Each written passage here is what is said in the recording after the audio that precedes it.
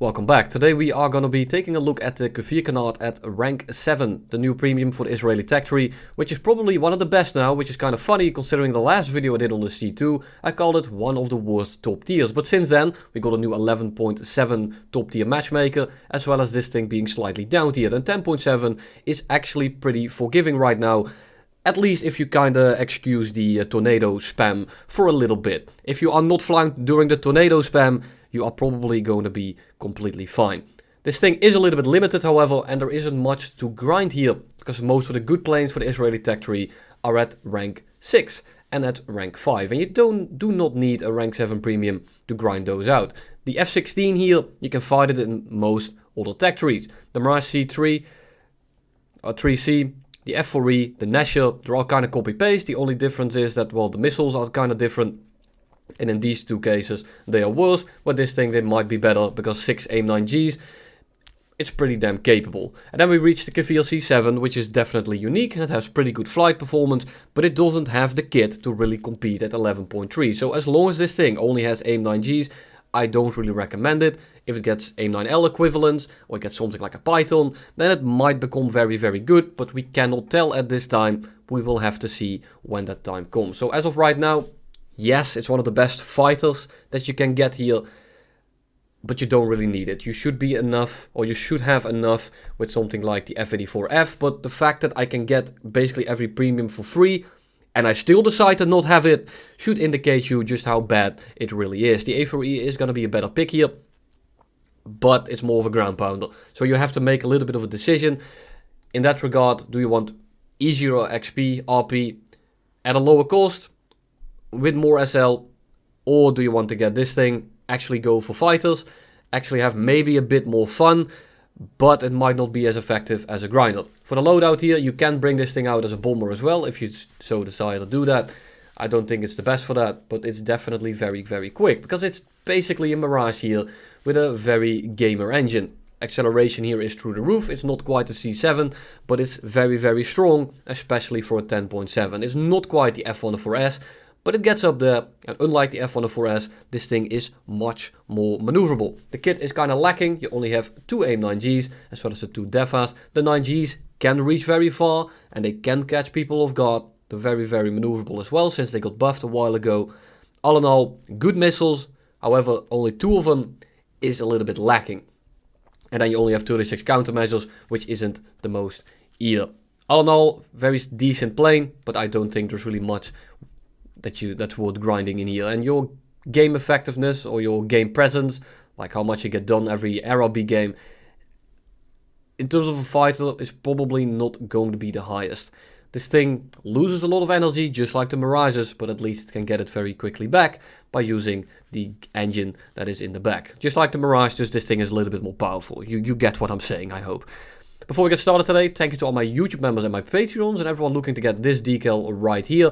You can do so with the discount link down below. You get a 3% discount, I get a cut, and you get a decal. Everybody wins. But with that out of the way, let's get right into the gameplay. And this is what I meant about the missiles having good range, good poke ability, and just being able to, well, fly quite far. 4 kilometer kind of a deflection that will very easily reach him. Now yes, this is not going to be a very common shot. It's not a shot that you will very reliably get, but that's mostly down to the fact that people actually, 1, pay attention, and 2, get slammed by someone else before your missile actually reaches them. But keep in mind, these missiles can do these kinds of things, and they feel a lot like something like an Aim-9G, just with an increased amount of range, which is definitely not a slouch. It's not the best, and you do feel the difference between something like an Aim-9L, simply because the Aim-9L is just able to lock on from more extreme angles, which makes you push even a little bit more of a range. Because that F105 right here, we lock him up, and with an Aim-9L, for example, it would have very easily been able to track him, and now I have to get closer and closer and closer and wait and wait and wait until we finally get some rear aspect and we get the missile off. Now keep in mind, these missiles used to be some of the best in the game, so that's still pretty good. That's a very easy time actually killing him once it gets a rear aspect. But just keep in mind, you only have 2 of them, and they aren't the best. Once you do get locks on people without flares, however, these missiles are basically secure kills. They're very, very good. We go ahead on with an F8E, try to get the shot in. Unfortunately, we suffer from skill issue, and we just keep on going straight. F4C behind us, lead the missile, shoot it off. very hot plane. Very easy target. He goes straight down, he's not really paying attention, and now I just want to reassess the situation as I'm getting a few Aim-9L shot my way. So we just drop a few flares, we got the afterburner, we pull into the missile. You don't want to pull away from the missile, you do not want to turn the engine towards the missile seeker. But I'll cover that a little bit more in depth soon here when I actually cover how to defeat radar and IR missiles. But I'm kind of busy, so I'm putting it on the back burner for now. I'll let you know when I actually get started on it. So right now, everyone's on the deck, but there's this Harrier at altitude. And I know I can kind of pull into the Harrier in the first 1, 2, 3 turns. And just kind of ride his ass. I only have to start worrying once it goes into the VTOL category. So I kind of pitch up for him. And I'm going to try to get a dogfight. I want to push this guy lower because I don't want to deal with a Harrier sitting in orbit that might potentially do exactly what he just did to that Su-25. Luckily, the Su-25 actually sees him. He shoots some flares off, the missile goes apeshit, and now he didn't get a kill, he dove, and now he has me on a 6. And I see that F-8E coming in, but I know that the Harrier here is a very easy target at these speeds. So I want to clean him up before I start dealing with the F-8. So the F-8 shoots a missile off. I keep going straight for a little bit longer to pick up some extra speed, because I wasn't going particularly quick. And then last moment I will cut the afterburner and flare the missile away. Very easy, just like that. So we disengage, the F-8E starts engaging someone else, so we are free for a little bit. And just like that, we are back at Mach 1.06. And we are still turning, and it can maintain this kind of speed quite handily. Here comes an F-5C, but I don't want to take this fight, because the F-8E that we have been engaging this entire time didn't really take the fight with us. He is taking it very slowly, he's taking pot shots, and then running away, disengaging. And I'm expecting him to come back at us the second I'm engaged with the F-5C. And that's exactly what he does. So I want to keep my speed high. I'm still going Mach 0.83. We go head on with the F-5C. We just dodge the head on because I don't really want to take that. And I just disengage for now. And look at the acceleration. We just get all our speed back instantly. And the F-5C now disengages. And I have a feeling he's not going to fake it. I think he is actually RTB. Because he has been flying it like the average premium player. So I'm really not too worried about him coming back to us.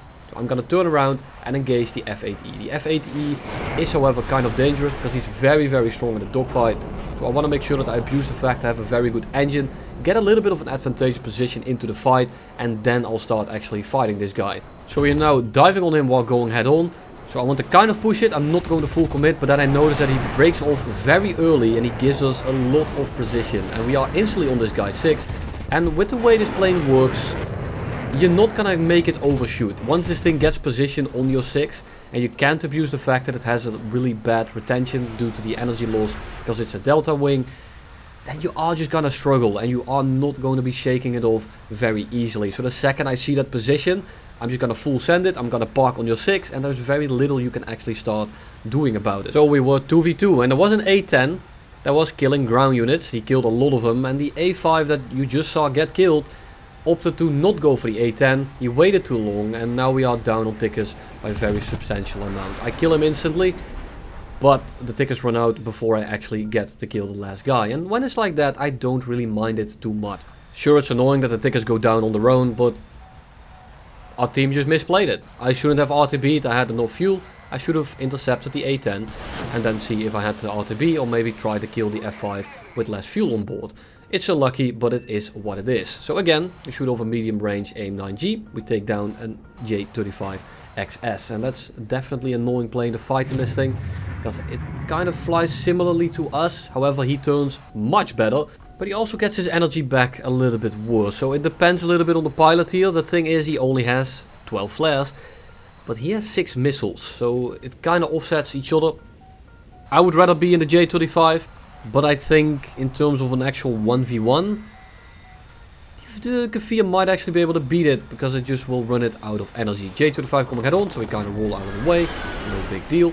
And we simply extend. We do not want to take this fight right now. The J-35 is most likely going to send it straight for us. He's probably going to turn around, but he doesn't get to do that because he gets missiled from behind by an SPSK.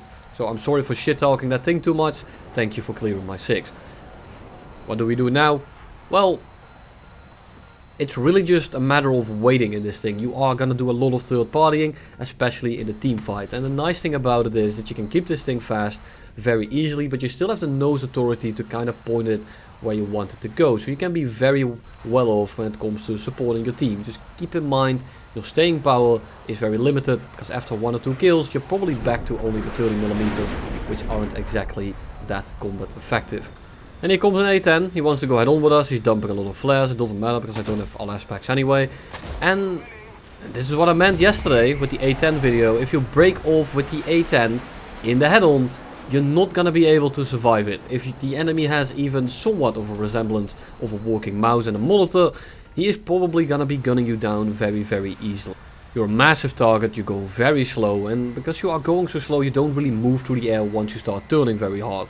You become a sitting duck, and you're better off just sending that thing in the head on. Breaking off and giving the guy a lot of position just kind of assures you that you are gonna be dying. And again, if that's your cup of tea, if that's the thing that you like doing, then be my guest, but I would opt to do the thing that nets me a bigger chance of winning. So we go head on with an SPS, and we are pulling very hard here because we are lower on fuel. And we're going much quicker into the merge. And I will have a pretty easy time dogfighting this guy, because you can see right now, the top of his loop is the bottom of my loop, and I will be able to just stall on top of this guy. The issue is, or not really the issue, a teammate comes in to help us, and he's going to third party the fight. He is gonna get himself killed by doing absolutely nothing. But I hope it does still showcase what the MiG-21S is like versus this thing, because this thing just holds its energy so much better. We're going like 600, he's almost stalling out, and all we have to do now is make sure that he actually kisses the ground. Thank you all for watching, and I'll see you in the next one.